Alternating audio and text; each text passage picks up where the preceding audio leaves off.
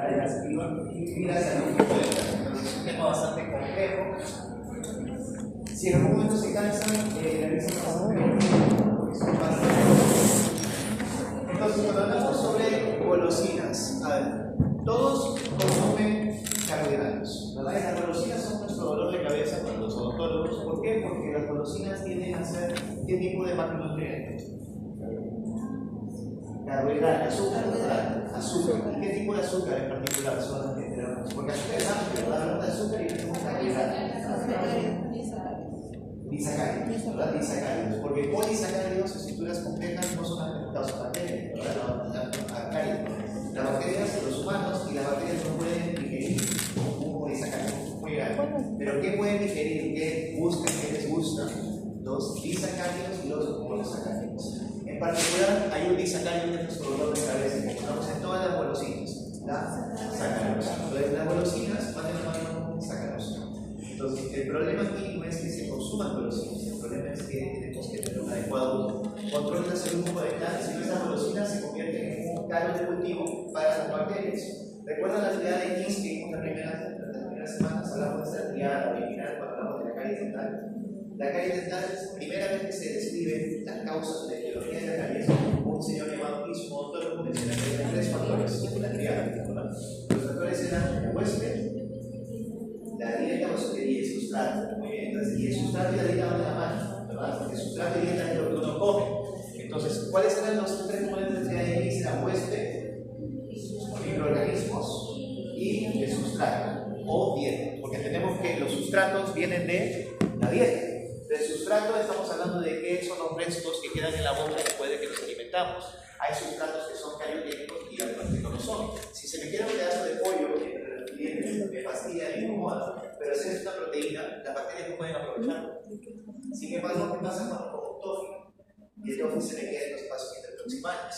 Ese es un caldo de cultivo que es óptimo para que las bacterias vengan y puedan hacer su metabolismo, reproducirse, etcétera, etcétera. Entonces, ¿cuántas veces comemos las golosinas al día? Es una pregunta que a veces podemos decir, no, yo no como golosinas. Pero otra pregunta que podemos hacer, ¿cuántos golpes de azúcar tienes al día? ¿Ya han escuchado alguna vez que es un golpe de azúcar? ¿No? Un golpe de azúcar, cuando hablamos de esto en alimentación, estamos hablando de cuántas veces consumo azúcar en diario, por más que no sea una golosina. Entonces, por ejemplo, si hablamos de golosinas con los papás y les decimos, señor, usted le manda golosinas a su hijo en la lonchera, yo le digo, no, en la vida, le doy su propina, y si compran una golosina será con 2 soles, 5 soles que le doy yo. Pero, ¿qué pasa cuando hablamos de azúcar? No hablamos necesariamente solamente de golosinas, hablamos de golpes de azúcar. ¿Y qué decir eso? Cualquier alimento que contenga azúcar que pueda ser fermentado. Es decir, ¿el pan qué cosa contiene? Almidón. El almidón es azúcar, es un polisacárido complejo. Entonces, vemos la lonchera del niño y el papá puede que no le dé golosinas al niño. Pero ¿cuántos golpes de azúcar tiene solamente su lonchera? El jugo tiene azúcar, golpe de azúcar. No tiene azúcar, fructosa, igual es azúcar, golpe de azúcar. Un pan o pollo proteína, perfecto, pero el pan es almidón, azúcar. Su fruta, fructosa, azúcar. Y su vino, ya no matamos a niños. Entonces, los golpes de azúcar son fuertes, entonces lo que tenemos que tener presente es que ¿cuántas veces consumen golosinas al día? No es una pregunta que tenemos que hacer a los pacientes, hay que preguntarles cuántas veces consume azúcar en su dieta al día. Tienen que contabilizar cada vez que el niño consume azúcar para sacar el porcentaje máximo de la dieta, que nuevamente pones cuánto de máximo de la dieta de una persona puede ser azúcar.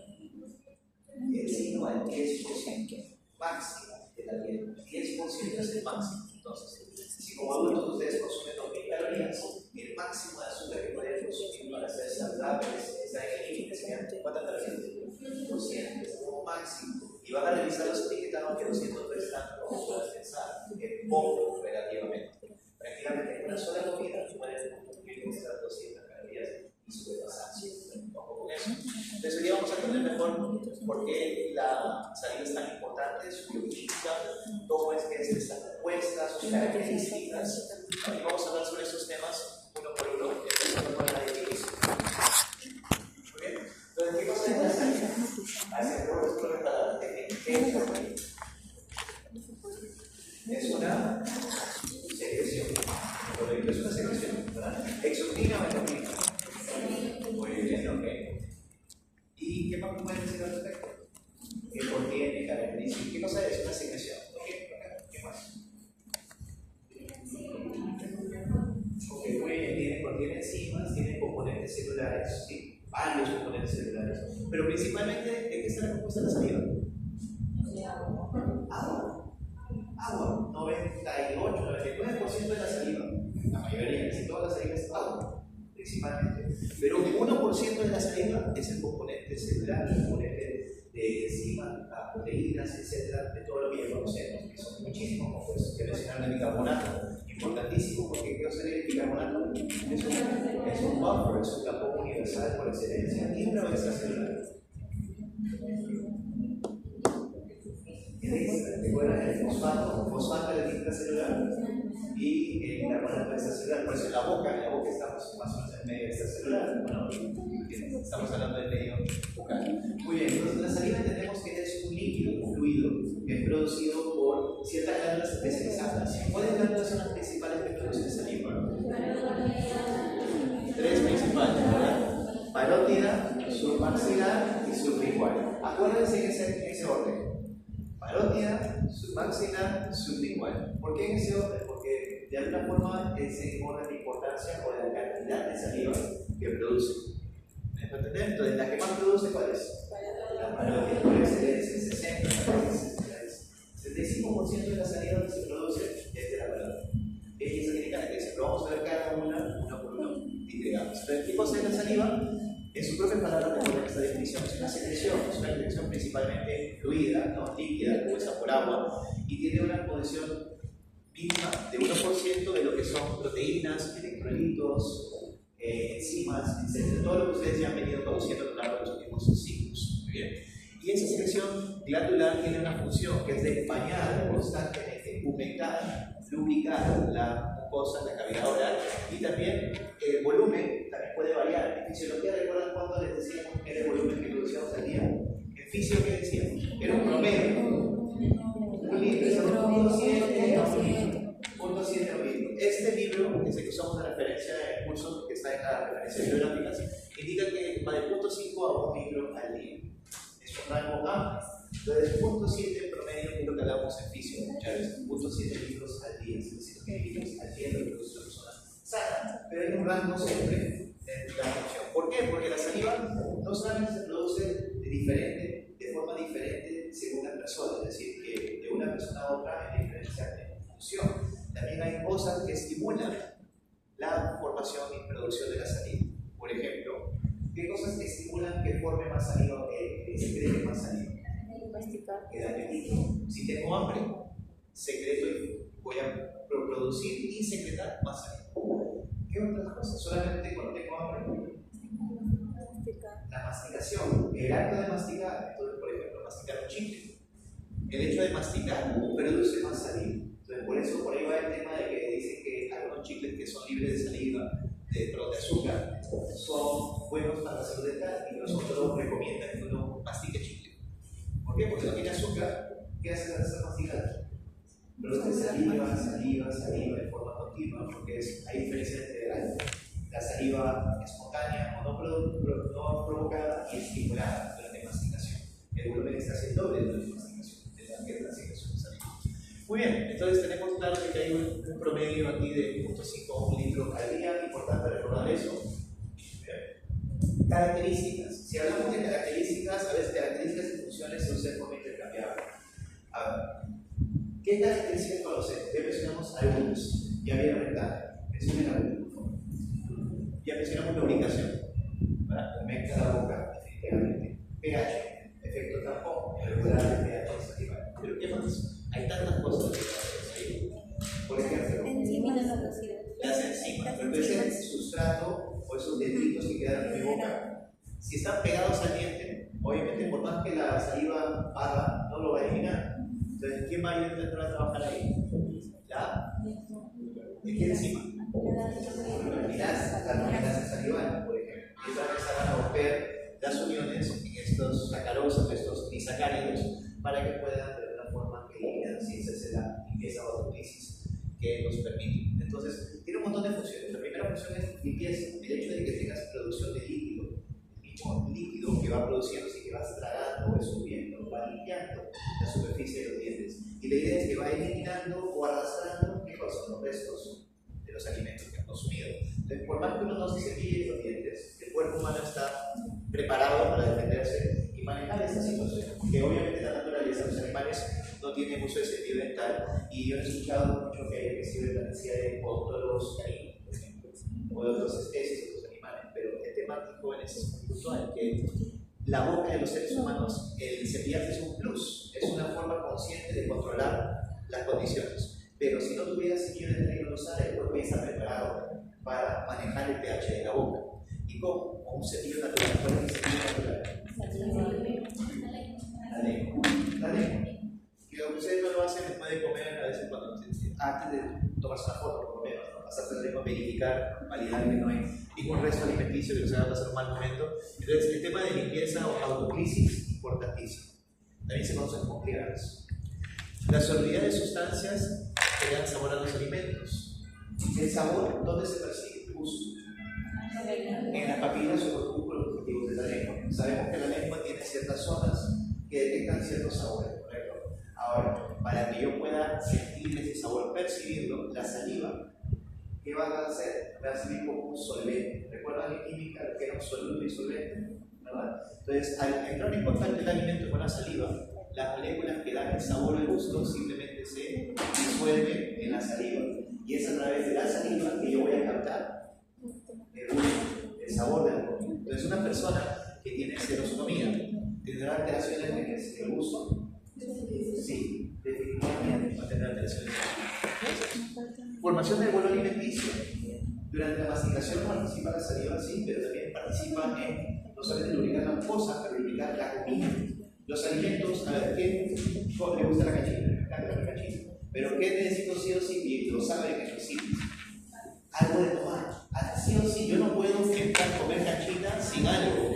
Lo primero que necesitas es yo soy bien salero, yo le pido la sal dentro de coñac cuando la lleva a la sal. Pero esos alimentos sí o sí ustedes necesitan tomarlos con algo líquido porque causan incomodidad al momento de tragar. Al comienzo, ¿cómo es la primera mano? Normal, ¿no? La primera mano de cajita, después la quinta o sexta, escupe si no hay nada, para estar completamente seca la boca. Entonces, el tema aquí es formación del bolo alimenticio. No solamente se lubrica la mucosa, se lubrica el alimento. Y al lubricarse el alimento facilita que se forme el bolo alimenticio. Y lógicamente, si está lubricado el alimento, el viaje o el paso del bolo alimenticio a la vía digestiva es menos traumático. Si no tuviera saliva y tuviera xerostomía, sería comiendo más secos. Y seguramente está pasado esto de comer algo muy, muy seco. Causa dificultad y molestia a la hora de tragar. Causa un riesgo de asfixia. Entonces, también hay otro riesgo que a veces no se comenta, que es que pasen los alimentos a la vía respiratoria. Si no se forma bien el bolo alimenticio, por ejemplo, mi abuelo sufre de xerostomía. Cuando le gusta tostar el pan, comer el pan tostado, es muy común para él tener problemas donde se le pase las migas o los restos del pan a la vía respiratoria por diferencia de su vida. No se forma bien el bolo y quedan restos secos de comida en la vía respiratoria. Se abre el glotis y pasó y una cosa muy simple. Es un poquito complicado, pero bueno, es parte de. Ya sabemos que contenía lo que es digestión y formación de bolo alimenticio. ¿Qué cosas se empiezan a digerir en la boca? Lípidos, carbohidratos. Los carbohidratos, ¿por qué? Por la alfa-amilasa saliva. La dilución de detritos. ¿Quiénes son los detritos? Los restos de los alimentos. El detrito entendemos como si fuera todo lo que he comido que no pasó a mi tubo digestivo. Quedó en mi boca, quedó atrapado entre los dientes, quedó adherido a la superficie dentaria. Son estos detritos. Entonces, por ejemplo, el toffee. Comen un dulce. Ustedes sienten que todavía lo tienen pegado en boca. Después de 10 minutos ya casi no lo sienten. Después de media hora ya no está ahí. ¿Quién hizo eso? La saliva. La saliva ha ido degradando de forma progresiva esos detritos y permitiendo que la saliva se pueda barrer y terminar de limpiar. Lubricación de tejidos orales, toda la mucosa, facilita la masticación y asiste a la deglución. ¿Bien? Sí, claro. Esto ya con esto matamos media hora por minuto. Hay que controlar este calor. Lo más que es que modificar el método de la vida no tiene nada centralizado, no puedo bajar los videos. Muy bien. ¿Cuáles son los componentes específicos que tiene la saliva, que son importantes sus funciones? Va a tener una cantidad súper saturada de calcio y de fosfato. Es decir, la saliva es un reservorio, una fuente de almacenamiento para esos iones. ¿Qué iones? Calcio y fosfato. ¿Y por qué es tan importante que la saliva tenga estos iones en gran cantidad? ¿De qué está compuesto el esmalte? Hidroxiapanina, ¿verdad? Hidroxiapanina. ¿Y de qué está compuesta la hidroxiapanina?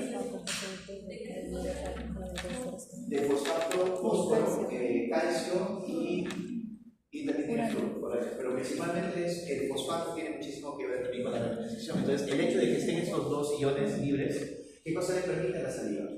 Mi pH estaba ácido, se ha desmineralizado mi diente, ahí estaba en 5.4 hacia abajo, se desmineralizó mi diente, y para que mi diente pueda remineralizarse, ¿de dónde va a captar los iones?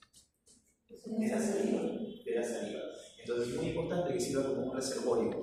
Tenemos también que va a haber una participación de la saliva en lo que es la formación de la película adquirida del esmalte. ¿Cómo se llama esta película adquirida? El biofilm, el famoso biofilm. Efectivamente neutraliza los ácidos a través de la acción del bicarbonato que ya conocemos. Aquí tenemos los porcentajes en general de todas las glándulas. Tenemos la parótida, las dos aquí combinando la submaxilar y sublingual, y finalmente las glándulas salivales menores. ¿Okay? Aquí hemos considerado esto completo. ¿Por qué? Porque tenemos que hacer las menores para hacer el 100% de saliva que se produce. Porque entre las glándulas mayores, es decir, parótida, submaxilar y sublingual, solamente se forma un 90% de la saliva. Un 90%. Y el 10% restante, ¿de dónde viene? De las menores. Y las menores tal vez no las conocemos tan bien, pero saben que están esparsas por toda la mucosa bucal, ¿correcto? Tanto por el vestíbulo, por el paladar, por la lengua, etcétera, etcétera. Entonces, vayan acordándose de estos valores que sí o sí los van a tener que conocer para que sepan cómo se distribuye el 100% de la saliva. Ahora vamos a ver cada una de estas glándulas de forma individual. Muy bien. Entonces, empezamos con la más importante, la parótida. Pregunta, jóvenes, ¿se acuerdan cómo se llama esta enfermedad cuando da una infección a nivel de la glándula parótida? La parotiditis. Ahora, mujeres, ¿es algo que sea muy poco frecuente o es una enfermedad común? Es bastante común, bastante frecuente. Es una enfermedad no transmisible o siempre contagiosa. No transmisible.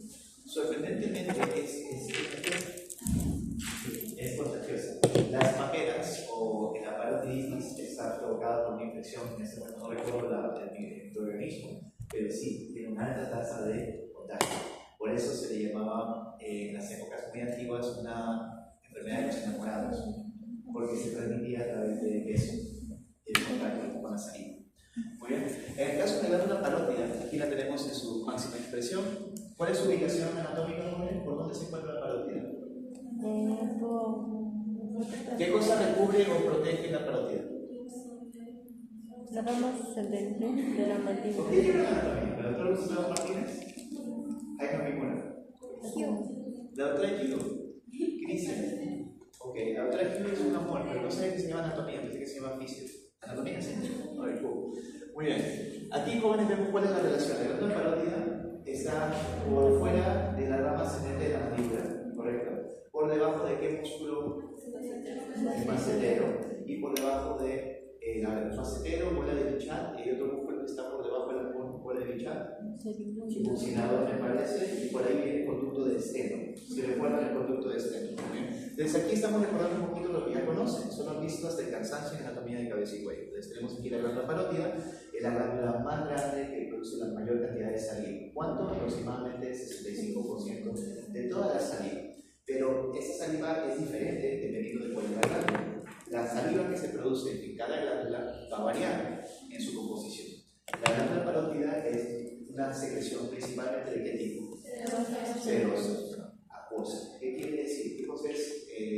Significa que sea serosa, que tiene básicamente agua y componentes proteicos y celulares, básicamente. Pero es bastante fluida, es agua, es su característica. Entonces, fina, acuosa, rica en proteínas, por ejemplo, la alfa-amilasa salival. En En el caso de su vía de desemboque, esta se produce en la glándula, ahí se almacena y la saliva va a viajar por el conducto de Stenov, y el conducto de Stenov tiene una posición referencial, jóvenes. Más o menos a qué altura de qué pieza es que está la secreción del conducto de Stenov, en el poro excretor. Primera, es entre la primera y segunda molar superior.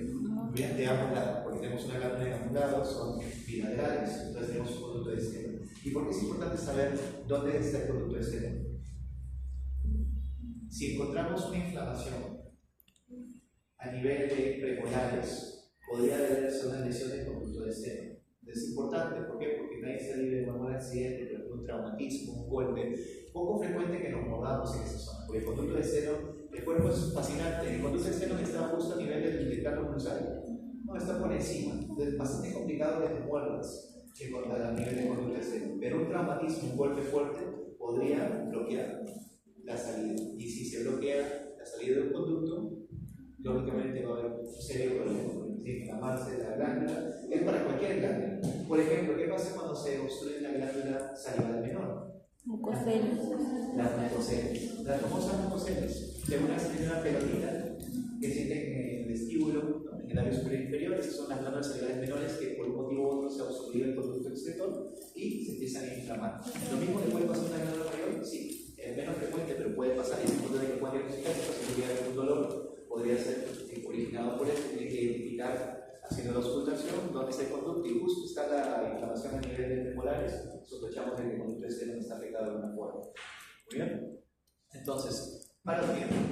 Secreción nuevamente, jóvenes, principalmente serosa, solamente serosa, no es mixta, es serosa, 100%. De ahí tenemos la submaxilar, esta sí es mixta. Quiere decir que tiene tanto secreción serosa como mucosa. Muy bien, las dos, pero predominantemente serosa. Bien, predominantemente celosa. ¿Aproximadamente cuánto es el volumen total de la saliva? Aproximadamente 20 al 30%. 20 al 30%. Entonces tenemos un rango, hablamos de 65 en parótida, y nos vemos de 20 al 30%. Y en el caso de esta, nuevamente tenemos que va a ser más viscosa y más rica en mucina. Mucina vendría a ser la proteína que va a dar esa viscosidad, ¿verdad? En toda la mucina tenemos en todas las mucosas. Eso es lo que da esa viscosidad que asociamos con la palabra moho, ¿verdad? Mucina. Muy bien. Y el conducto que tiene esta glándula, que aquí vemos en la parte por debajo de la mandíbula, ¿verdad? Lo podemos de hecho palpar. Cuando tenemos un proceso inflamatorio o una infección, muchas veces se inflaman las glándulas y podemos sentirla por debajo de la mandíbula hacia los costados, ¿no? Tenemos estas glándulas. En algunos de los casos son más perceptibles que otros. Si tienen un proceso inflamatorio o una infección, tienen que ser muy fáciles de palpar. Muy bien. Entonces estas glándulas realmente van a ser las segundas más importantes. ¿Por qué? Porque tienen son las segundas en producir la mayor cantidad de saliva. Las que le siguen son las sublinguales, que también son glándulas salivales mayores, pero a pesar de ser mayores producen poquísima saliva. ¿Cuánto? Máximo un 5%. 2 a 5% de la saliva es de estas salivas, de estas glándulas, ¿verdad? Son células acenales, mucosas, estimuladas o no, contribuyen muy poco al volumen total. Y la secreción es mixta, al igual que la submandibular. Ahora, un tema, jóvenes. Van a ver submandibular, que es el nombre correcto, pero también en algunos libros vas a ver como glándula submaxilar. Puede confundir un poco, pero recuerden que hay maxilar superior e inferior, así que al final es glándula submaxilar inferior en todo caso, debe ser más correcto para no confundir, pero son términos intercambiables. Y tenemos la sublingual nuevamente, que es un porcentaje bajísimo. Entonces, sumando el 65% de la parótida más el 30% de la submandibular, estamos ya en un 95%, ¿verdad? Entonces, ahí tenemos un 2 al 5% que va a ser de estas glándulas sublinguales. Ahora, verán que ya llegamos al 100%, y por eso es que hablamos de un 20 al 30% de la submandibular.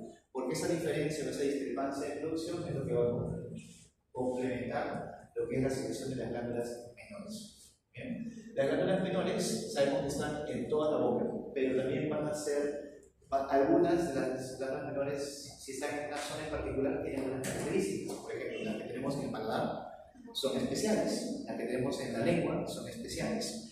Entonces, la mayoría, casi todas de estas, son las que van a producir las proteínas salivales. Ese 99% que hablamos de agua, ese 1% aquí es donde aportan bastantes glándulas. Son las proteínas salivales principalmente, van a estar en los labios, en el vestíbulo, en la lengua. En general todas son mixtas, en general, pero como les mencionaba, en el caso de las linguales o Bowman son cerosas, y en el caso de las palatinas son musas. Muy bien, recordando muy bonitos recuerdos, ¿no? A ver, ¿quién me puede decir simpático, parasimpático? ¿Quiénes estimulaban, quiénes inhibían la secreción de las glándulas? ¿Recordamos algo? A ver, acuérdense de esto. Estoy contento si recuerdan de esto. Tenemos aquí acetilcolina y norepinefrina. ¿Qué eran estos? Neurotransmisores, ¿verdad? Muy bien. ¿Cuál era para parasimpático? Parasimpático. Muy bien, acetilcolina para parasimpático y noradrenalina principalmente del simpático, ¿verdad? Simpático. Ok, por lo menos vamos bien, eso es importante que lo recuerden. Muy bien. Obviamente también hay acción de lo que es el ATP y el péptido, porque se recuerdan que el ATP ¿qué era? ¿ATP qué es? Adeniltrifosfato de energía. Básicamente lo que necesitas para energía, para cualquier reacción o cualquier proceso de una célula. No se puede hacer nada sin energía y el ATP es nuestra fuente de energía.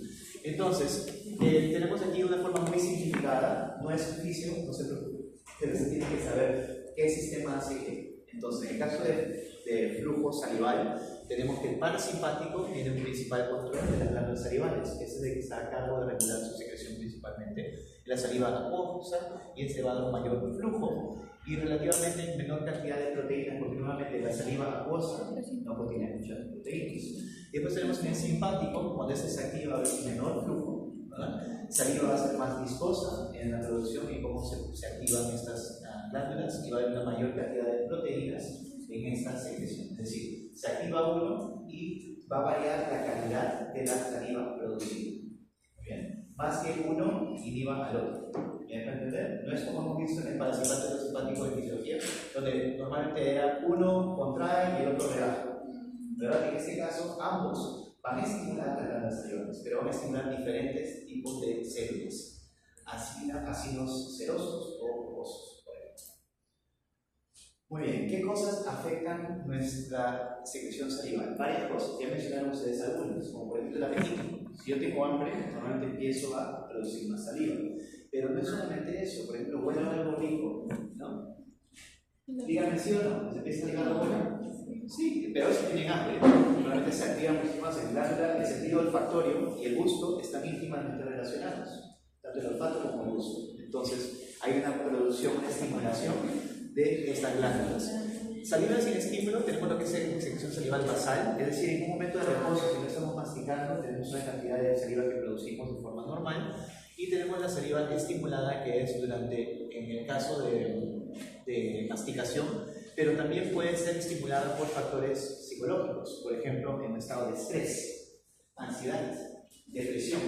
Ese estado emocional puede pasar por factores y afectar el volumen de saliva que producimos. Otros factores pueden ser el equilibrio de agua del cuerpo. Preguntas jóvenes, si estoy en un estado de deshidratación, ¿afectará la producción de saliva? Lógico, ¿verdad? El principal 99% de es agua. Si no tengo suficiente agua en el cuerpo, voy a producir menos volumen de saliva, sí o sí. Naturaleza y duración de los estímulos. Si es que el estímulo olfactorio, el estímulo mecánico se mantiene más tiempo, por lo que voy a producir más saliva. Una persona que mastique chicle, hasta que pierde el sabor 20 minutos, versus una persona con pico que lo tiene 3 horas en la boca, obviamente va a producir muchísima más saliva. ¿Por qué? Porque el estímulo está en boca más tiempo. Lo mismo un estímulo olfactorio. Si tengo hambre y no como, pero estoy en la cocina preparando comida por horas, probablemente también voy a estar produciendo sobreproducción de saliva por estimulación olfactoria. Estimulación previa. También hay condicionantes, como por ejemplo las imágenes. Por ver un anuncio o algo agradable a la gente que piensa que pueda estimular glándulas salivales, no solamente por olfato, también gusto y también visión.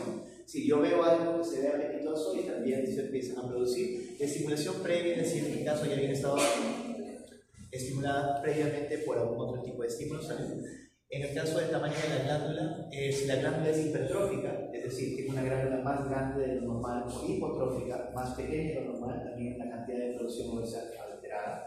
Hay personas que, así como hay por genética, personas que son más altas, más pequeñas, hay personas que tienen una glándula más grande, hay personas que pueden tener una más pequeña. Si tienes por genética una glándula menor, probablemente tu volumen de saliva también va a verse afectado. Y lo que habíamos mencionado sobre todo el tema mental, en lo que yo pienso, no solamente es mirar, ver algo que pensar en lo que voy a comer.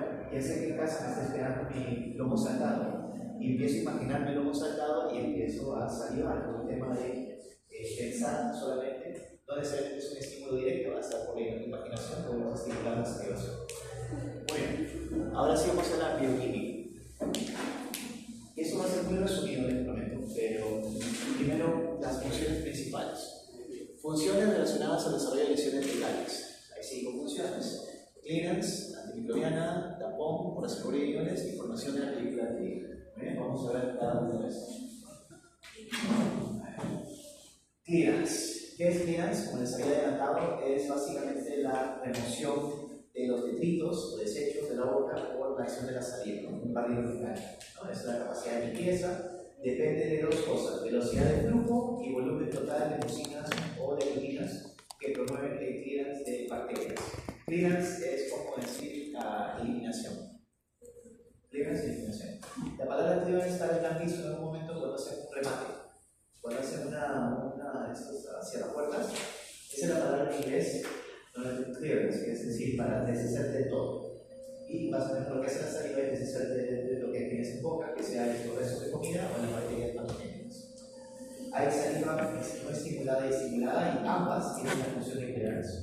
Y va a haber una eliminación de las azúcares de la cavidad bucal a través de la reducción del tiempo de permanencia del azúcar, es decir, el azúcar que está en boca se adheriva al diente. Esto va a durar mucho más tiempo si tengo hiposalivación. Si tengo celostomía, ese tofi se queda en el diente 3, 4, 5 horas. Pero si tengo una buena función salivaria, en 20-30 minutos ya ha sido eliminada. Reducción de difusión de azúcares para la placa. La placa dental, entendemos jóvenes que la placa dental es una colonia estratificada, ¿verdad? Eso ya lo han visto antes, ¿verdad? El medio todavía no lo he probado, ¿no? Bien, en el caso de la biopelícula viene a hacer esto que ustedes tienen con la uña y pueden pasar la uña por los dientes y ahí está la película blanquecina. En este momento ustedes lo hacen, lo más probable es que tengan esto en la uña. Eso es la biopelícula o biofilm. Una vez que el biofilm empieza a madurar, es decir, a mineralizarse, se convierte en placa, ¿verdad? Y cuando la placa empieza a aumentar y ya entra debajo de las encías, se convierte en cálculo dental, ¿verdad? Entonces, todas estas evoluciones, cuando tenemos diferentes grados de avance de la placa dental, tenemos diferentes microorganismos que van colonizando. Es decir, las bacterias que yo tengo cuando recién se forma esta biopelícula, en este momento, a las bacterias que se formen de aquí a 2 semanas, 3 semanas cuando tenga placa dental, a las bacterias que voy a encontrar en cálculo dental subgingival, van a ser diferentes. El microbioma de la boca va a ir cambiando. Entonces, la cantidad de azúcar y cómo esta va a pasar a nivel de la placa dental también es influenciada por la capacidad de limpieza de la saliva. Es decir, las bacterias más dañinas y más tóxicas tienen que ser las que están más profundas dentro de la placa dental. ¿Recuerdan de microbiología se lleva, ¿verdad? ¿Qué bacterias son más dañinas? ¿Aerobias o anaerobias? Anaerobias. Las anaerobias tienen mayor patogenicidad. Entonces, las bacterias que están expuestas al medio externo del aire son aerobias. Eso es como muchas es aerobio. Pero otras bacterias que son más dañinas están metidas dentro de la placa, al fondo, ¿no? Donde no llega el aire, y esas anaerobias. Por ende, para que esas bacterias puedan alimentarse, tienen que llegar nutrientes a esa placa. Y hay todo un ecosistema dentro de la placa dental que es bastante interesante, como estas se ayudan entre sí. Esta bacteria ayuda a que vengan estas otras bacterias, hay colonizadores primarios, secundarios, etc. Pero eso ya vamos a ver más detalle en otro momento. Y mayor difusión de ácido de la placa para la saliva, es decir, el clearance, o el hecho de que la saliva haga este barrido, ¿qué hace? También arrastra el ácido que ha producido la bacteria a nivel del diente y lo retira de la superficie del diente. ¿Para qué? Para que pueda ser diluido y entre a trabajar lo que es el bicarbonato y sea el efecto del carbono.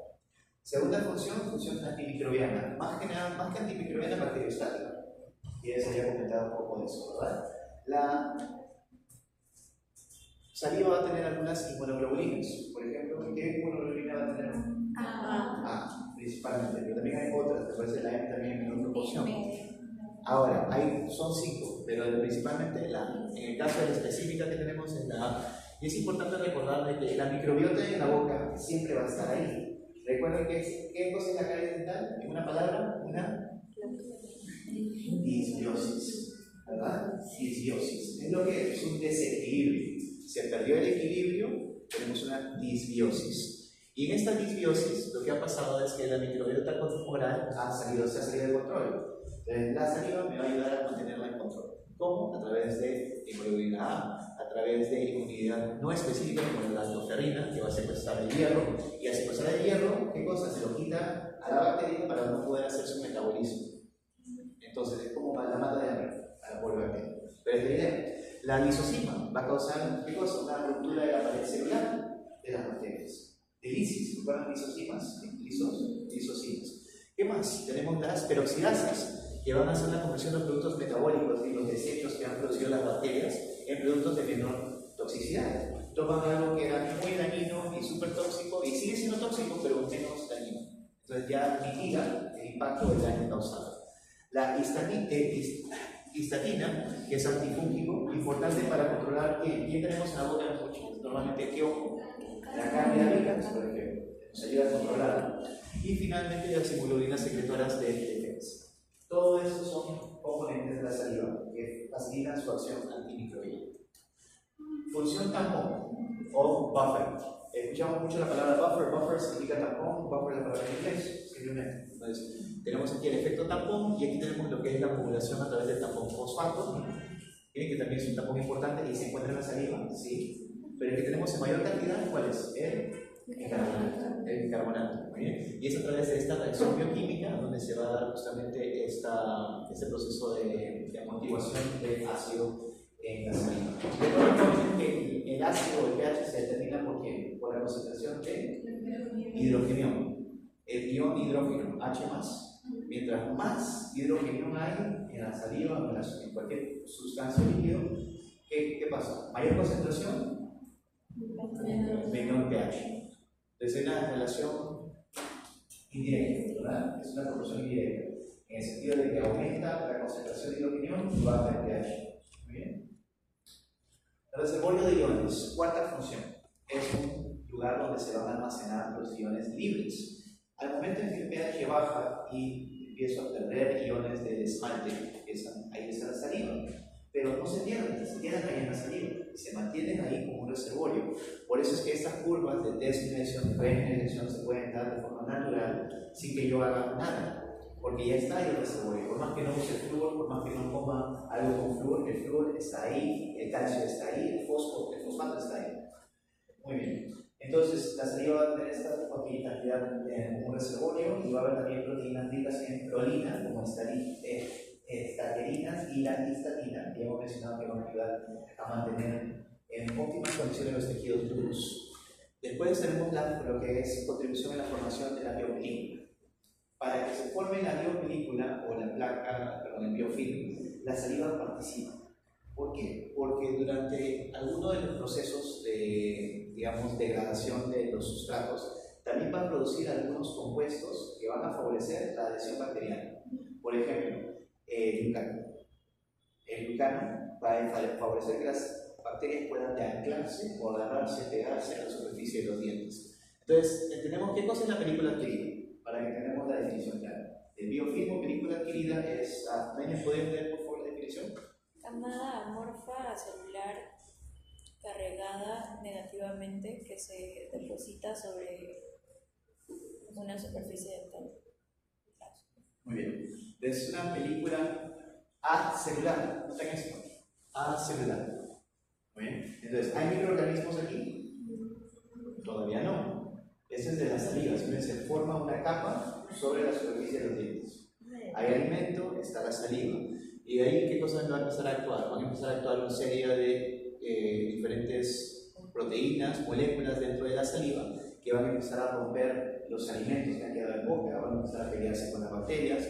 Pero, a ver, si yo destruyo una bacteria o la mato, ¿qué va a pasar con los restos de la bacteria? Quedan ahí. también quedan desechos, desde restos celulares, hay todo un caldo de cultivo, por más que no sea solamente azúcar. Entonces, todas las proteínas plasmáticas, las inmunoglobulinas, la inmunolina A, etc., todos van a tener una acción y los productos bacterianos van a ser también los glucanos y del metabolismo, tanto como los restos celulares. Todo esto va a ser parte de lo que es la composición. Entonces, la película adquirida o la de biofilm es súper compleja. Son muchísimas diferentes sustancias que la comprenden. ¿Y cuál es la función principal del biofilm? Ahí lo tenemos, son 3. Protección de la estructura dental de la adhesión, barrera contra la difusión de ácidos, lugar de adhesión para microorganismos. Esas son las funciones. Entonces, función es algo positivo. ¿Por qué diga lugar de adhesión para microorganismos? Nuevamente, ¿los microorganismos son malos? No, son parte de la microbiota. Si yo perdiera todas las bacterias que tengo en la boca, porque tomo un antibiótico oral y mato todas las bacterias, ¿qué me pasaría? ¿Alguna idea? Después de un par de días. ¿Algunos de ustedes han tenido que tomar antibióticos por más de una semana por alguna infección fuerte? En el caso mío, cuando yo he tenido que tomar medicación antibiótica fuerte por mucho tiempo, me ha causado una infección muy fuerte en el estómago, una enterocolitis submembranosa. ¿Producida por qué? Porque barres con toda tu flora gastrointestinal y si matas todas las bacterias, adivina quién está de fiesta. Los hongos. En la boca, la carne. En el caso del estómago también hay hongos que tenemos en el trato digestivo que pueden generar una enfermedad, una patología. Entonces, en el caso del lugar de adhesión, la biopelícula va a darles justamente ese mecanismo para que se pueda adherir la bacteria. Muy bien. Ahora vamos a la fisiopatología. Ya vimos todo lo que eran funciones, mecanismos. Muy bien. Fisiopatología. ¿Qué conocen ustedes o qué recuerdan ustedes de patologías de las glándulas? ¿Qué patología conocen? La serostomía, por excelencia, ¿verdad? Serostomía. ¿Cuánto produciría de saliva en serostomía? 0. No produzco saliva. No produzco saliva. ¿Bien? En el caso de la fisiopatología, tenemos de que puede tener una etiología muy compleja. Es decir, no hay una sola causa para problemas de las glándulas salivales. Hay un montón de cosas que pueden afectar a las glándulas. Por ejemplo, las personas que reciben algún tipo de radiación, algún tipo de radioterapia, todo tipo de radioterapia que vaya a cabeza y cuello afecta a todas las glándulas. Tiroides, las salivales no son la excepción. Entonces, por ejemplo, en el caso de personas que están teniendo algún tipo de tratamiento, es con mucha consideración sobre lo que le puede hacer a las glándulas y muchas veces tienen que tomar una terapia de reemplazo, es decir, tomar algún tipo de suplemento o algún tipo de fármaco que haga lo que no hace la glándula en el momento. Entonces, por ejemplo, hay salivas artificiales que se ven y se comercializan para personas que tienen este tipo de problemas. Muy bien, entonces, ¿qué cosas tenemos que considerar cuando tenemos un problema en la producción de saliva? Si llega un paciente con alteraciones en la salivación, tenemos que identificar la etiología. Entonces, hay que primero verificar el reflejo salival, es decir, que se pueda producir o fomentar la producción de saliva. Que al momento de darle un chicle de parafina o algo que mastique el paciente, empieza a producir saliva. Si el paciente no produce saliva, eso es algo que me puede decir que tengo que poner un examen auxiliar. Integridad del sistema de receptores. Si es que tenemos alguna alteración a nivel del sistema parasimpático simpático, esto puede ser muy importante. Transporte de membranas afectado. Si es que tenemos algún medicamento que afecte el transporte de membranas, también va a afectar la producción de saliva. Y la síntesis proteica o mecanismo de liberación proteica afectados. Es decir, si es que la glándula tiene una afectación donde no forma la saliva, o si la forma y no la puede secretar efectivamente. Entonces puede ser un problema a nivel de la glándula o a través del conducto secretor. Muy bien. Entonces, ¿qué fármacos son los que más asociamos? ¿Listo? Tenemos muchos más, pero son los más importantes. Fármacos que afectan la saliva y las glándulas salivales. Los antidepresivos. Por ejemplo, ¿qué antidepresivos? Escitalopram. ¿Qué más?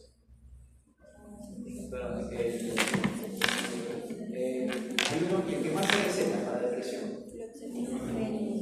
Hay uno que es el más común. En este momento. No. Hay uno que aquí en Perú particularmente con antidepresión es el que más se utiliza. La sertralina. La sertralina, por ejemplo. Entonces, antidepresivos son un tema. Ansiolíticos. Ansiolíticos como ¿cuáles? Las benzodiazepinas.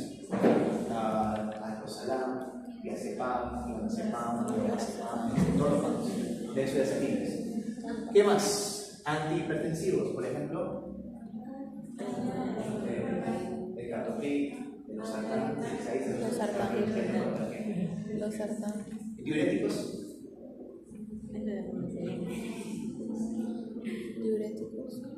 Diuréticos.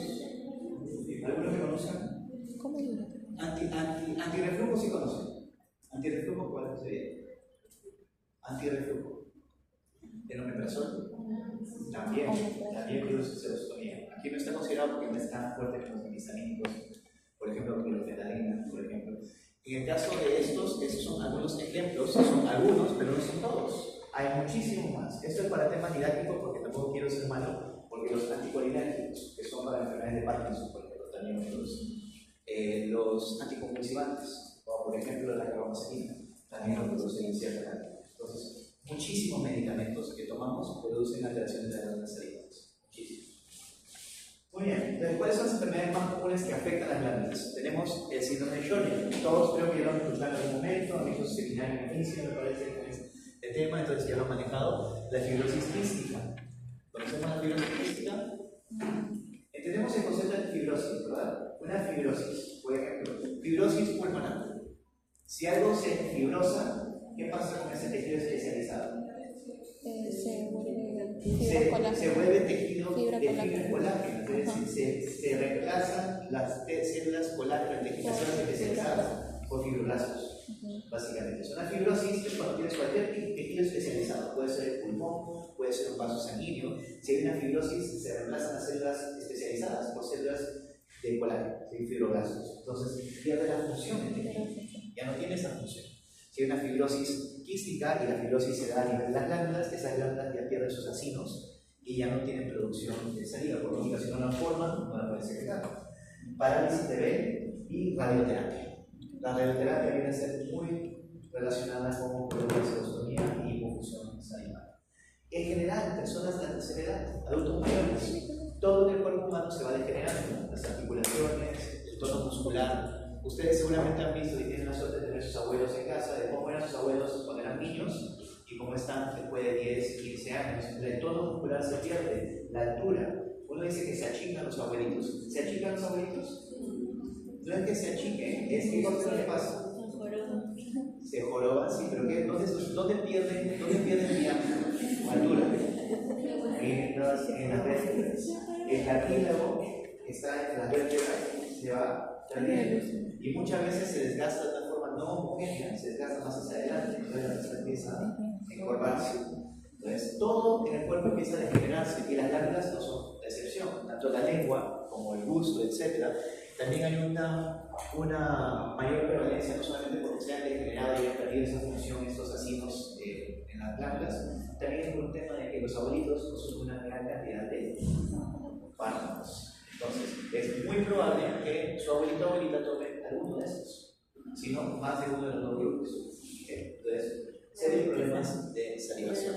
Y jóvenes, preguntan, si la persona tiene serostomía y no produce saliva, ¿le va a afectar la calidad de vida?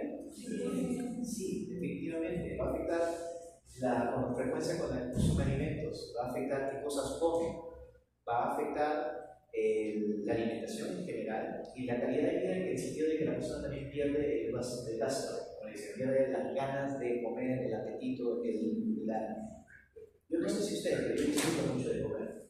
Me gusta, yo soy gordito por decisión propia. En el caso de mi abuelo, por ejemplo, siempre ha sido una persona que comía muy bien, pero poco a poco por el tema de serostomía, dificultades y pérdida de gusto, de lo que era la persona de los abuelitos nativos que comían su tazón de sopa y su segundo con su entrada y su ensalada, con las cosas termina un plato de comida.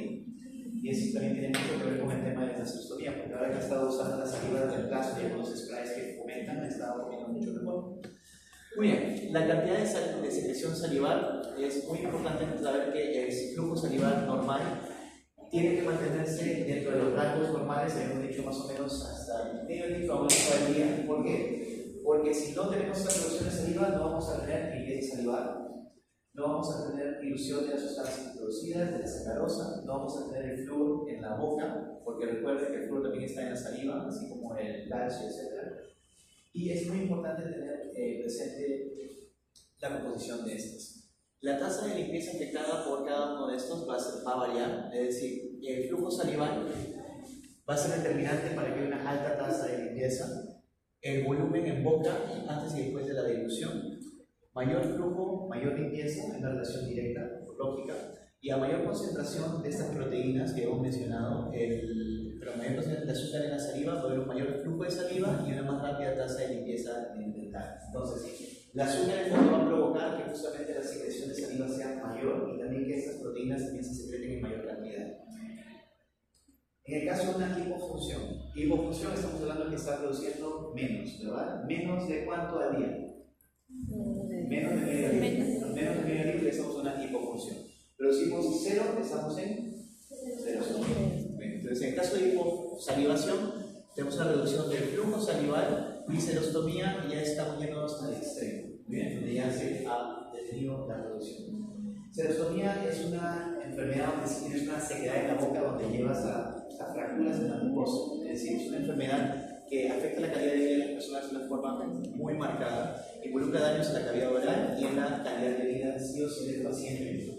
Por eso es algo que, digamos, manejamos en muchos cursos, porque es algo que sí o sí tienen que manejar con sus pacientes. ¿Cómo lo vamos a manejar? ¿Ya han visto algo sobre lo que es manejo de serostomía? ¿No? Bueno, lo primero que siempre se recomienda es la etiología, identificar de dónde viene, cuál es el factor causal. Si es por un fármaco o una medicina, puedo buscar otro fármaco que no genere este cuadro. Primera opción. Segunda opción, si es que ya es un tema degenerativo o no se puede reemplazar el fármaco, ya tengo la serostomía y no, ya tengo que lidiar con el cuadro, tengo que buscar otras soluciones. Por ejemplo, hay productos que se comercializan que son saliva artificial, ceros, por ejemplo. Esos funcionan muy bien, pero tienen una biodisponibilidad corta, es decir, solamente están en boca por 1 hora, 2 horas, y otra vez la persona siente la boca seca.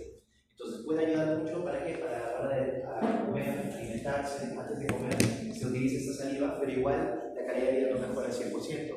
Sin embargo, hay algunos sprays que se comercializan que van a hacer qué cosa, que esas glándulas, las que más se atrofian son las mayores, las que todavía funcionan mejor en la etapa de edad avanzada son las menores. Entonces hay unos sprays bucales que van a activar justamente el sistema simpático y afectan esas glándulas para que produzcan más saliva. Entonces hay personas que utilizan estos sprays antes de comer, se echan un spray en boca y después de 5 minutos sienten que están produciendo más saliva para poder comer con mayor comodidad los alimentos. Muy bien, entonces ¿cuáles son algunos síntomas que ustedes pueden tomar como referencia de que tenemos una hipofunción salival? Primero, no solamente hay sequedad en la boca en la noche y al despertar, es normal. ¿Por qué será normal que tenga la boca seca cuando despierta? En la noche baja la producción de saliva. Es decir, durante el día produzco mucho más saliva que de noche. Muy bien. Entonces, por lógica, no es raro, es fuera de lo normal que me levante con la boca seca. Despertar con la boca seca es normal. El problema es si ya son las 11, son las 12, 1 de la tarde y sigo con esa sensación de boca seca. Ahí sí, causa alarma. Respiración bucal. Recuerden que hemos hablado bastante de esto. Respiración bucal, ¿por qué es tan dañina? Un montón de motivos por qué es malísimo para la salud. Yo soy respirador bucal. ¿Recuerdan los problemas que causaba esto? ¿Qué problemas causaba la respiración bucal? Deformaba toda la cara. ¿No se acuerdan de cómo se desegraba esto en un momento? Respiración bucal quiere decir que respiro por la boca, ¿verdad? Respiro por la boca. Entonces, ¿recuerdan el intercambio de gases? El intercambio de gases se daba mejor por la piel, por la nariz o por la boca. Por la nariz. ¿Qué pasaba con el aire cuando pasa por la nariz? Se filtra, se calienta, se aumenta. Entonces, ayuda con la respiración. En el caso de la respiración con la piel por la boca, no solamente es malo para mis pulmones el intercambio de gases, es malo para mi mucosa. La mucosa de la nariz está diseñada para pasar aire de forma continua, todo el día. Tiene glándulas, tiene cornetes, glandos, tiene una estructura especializada para esto. La boca no está diseñada para esto. Por ende, personas que tienen respiración bucal causan una deshidratación de la mucosa. ¿Por qué? Por lógica, el aire está pasando de forma continua y perdemos humedad. ¿Qué más? Flujo salival no estimulado disminuye cerca del 50% del valor normal. Es decir, si nos vamos por debajo del 50% del fluido normal, sería de alarma. ¿Bien? Por debajo del 50%. Dijimos que el rango era de medio litro a 1 litro. Entonces, si decimos que es el rango, si estamos por debajo de la mitad de ese umbral, estamos ya viendo hiposalivación. Y pacientes con flujo en reposo menor a 0.1 mililitros por minuto o estimulado menor a 0.5 mililitros por minuto. Habíamos mencionado que hay salivación estimulante y no estimulante, ¿verdad? En el caso de en reposo no estimulado, menos de 0.1 mililitro por minuto, hiposalivación presente. Y en caso de estimulada, el paciente está masticando chicle o parafín y produce menos de medio mililitro por minuto, preocupante. Son señales de alarma. Porque por lógica, jóvenes, ustedes cuando van a diagnosticar al paciente no van a verificar cuánta saliva ha producido todo el día, ¿correcto? Van a sacarlo en el consultorio y van a tomar 5 minutos a lo más. 4 o 5 minutos y van a dejar que el paciente recolecte la saliva. Y vamos a hacer una práctica aquí en la clase donde ustedes van a poder también hacer esta técnica para poder validar cuál es la saliva estimulada y no estimulada. Eso lo podemos hacer en la semana 9. Les voy a pedir solamente que traigan chicle que se llama parafín. Es un chicle sin ningún tipo de químicos o compuestos, es una goma de mascar, pura goma, para que podamos hacer la validación de lo que es salivación sin estimulación y con estimulación. Muy bien, entonces, en el caso de hiposalivación, tenemos que tomar una medida de flujo salival integral para poder diagnosticarla.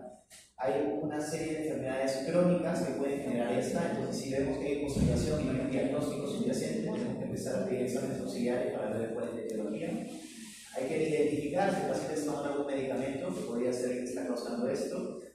Y hay que hacer una auscultación de las glándulas. Es muy simple ver si las glándulas están en un estado de inflamación porque las podemos palpar. La sublingual no con tanta facilidad, pero sí la podemos palpar con guantes por debajo del piso de boca. La submandibular ya hemos indicado que se puede palpar, se pone por detrás del paciente y palpa por debajo del cuerpo de la mandíbula. Por aquí está la glándula hacia la mitad del cuerpo de la mandíbula.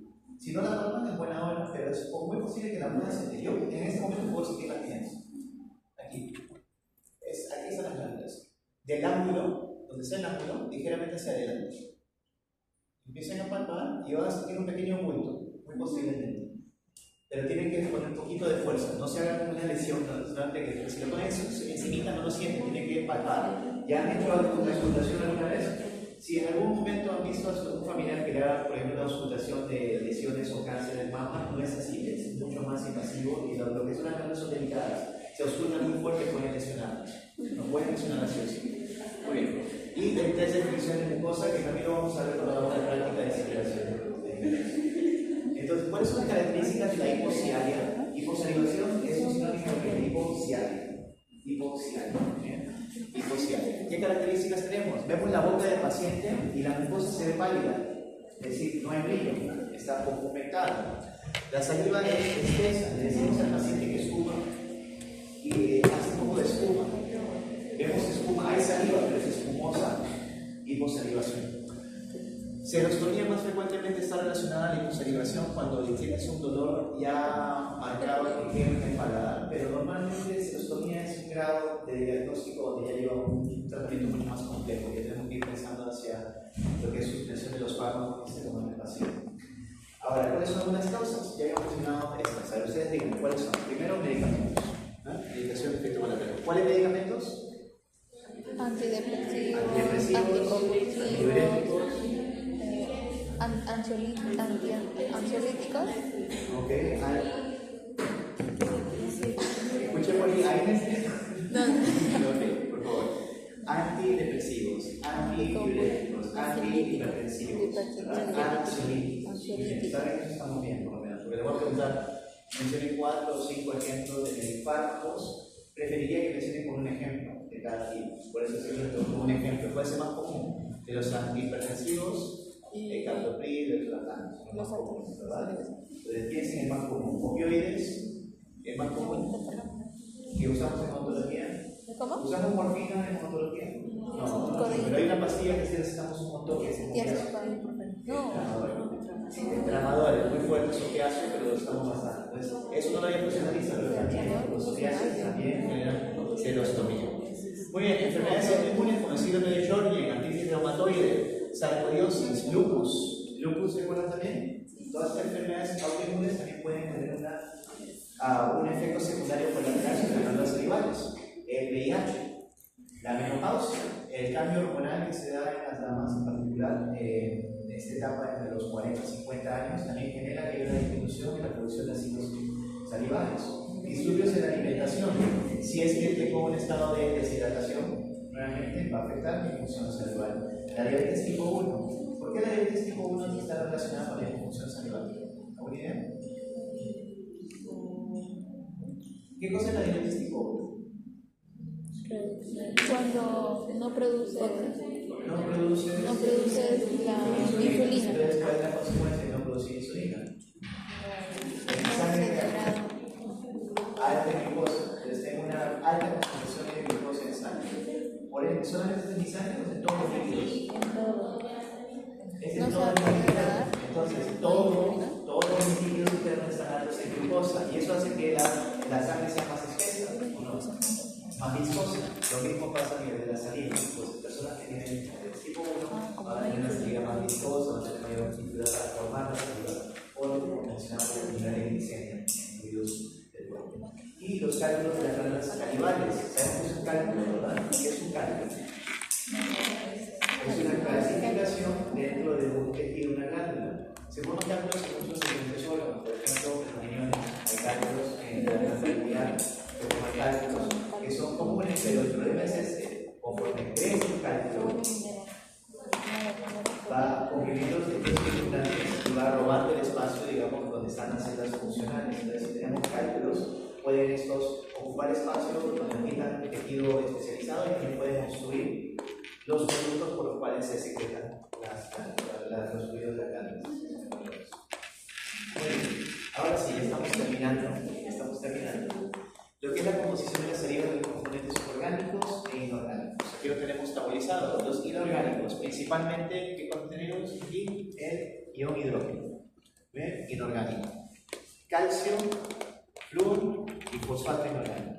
Esto es básicamente la composición inorgánica. ¿Qué son estos? Principalmente, todos, ¿qué son? Iones. Todos son iones, no son iones. Claro, todos hacen una forma con una carga eléctrica, son iones. Entonces, todos estos son iones, complejos inorgánicos. Complejos orgánicos, tenemos las mucinas, glicoproteínas, estaterina, proteínas ácidas en proteína, la amilasa, lípidos, cistatinas, carbohidratos, proteínas antimicrobianas. Entonces, pregunta de examen, principalmente la composición de la saliva, ¿es orgánica o inorgánica? La composición, los componentes. Es la pregunta capciosa. La composición, ¿cuál es la composición de la saliva? Orgánica y inorgánica. Es solamente el agua que es orgánica. ¿Por qué? Porque ¿cuál era la regla para que sea inorgánico? ¿Recuerdan todo lo que es inorgánico? Hidrógeno.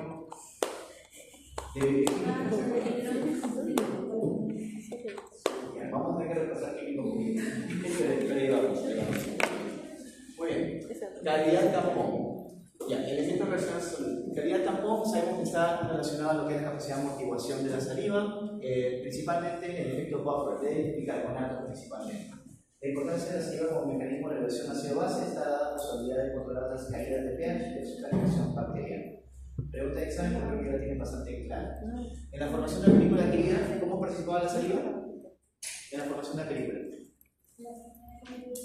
La primera capa que reviste todos los dientes sobre la cual se van a adherir los microorganismos es justamente la saliva, que es una capa amorfa. Sabemos que la biopelícula es una capa amorfa acelular, la biopelícula, y es sobre esta biopelícula que se van a empezar a adherir los microorganismos. Muy bien.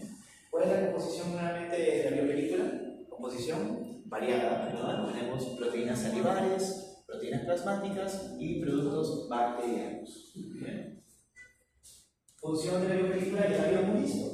Otra vez, estamos viendo porque es importante y pregunta de examen. ¿Cuál es la función de la biopelícula?